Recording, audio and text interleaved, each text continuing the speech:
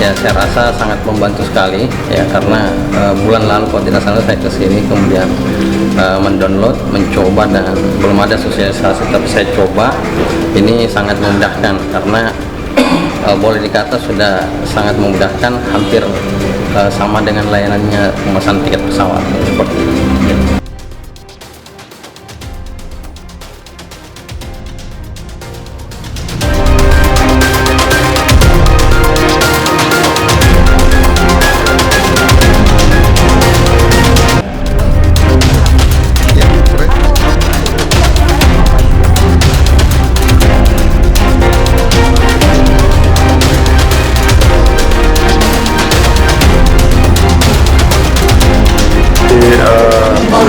Sementara ini kan kita sosialisasi ya untuk persiapan nanti 1 November.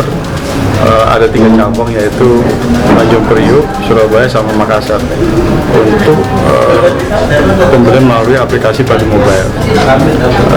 Tujuannya adalah untuk mempermudah pembelian tiket ini melalui Bali Mobile. Jadi tidak ada lagi penumpang sudah mengantri lagi ke kantor PLN.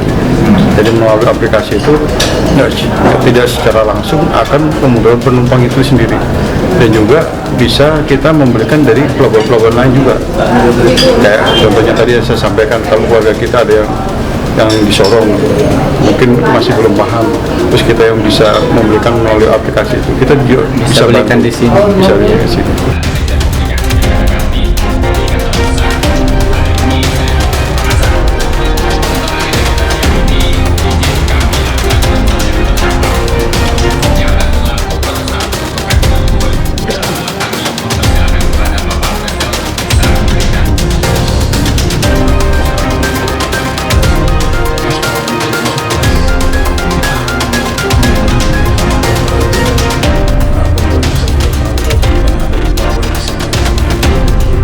Kan sudah dikenal Makassar itu paling terbanyak call kapalnya.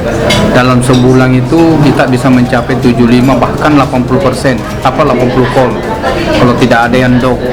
Jadi tingkat volume rata-rata di sini itu 700-800 orang per kapal gitu.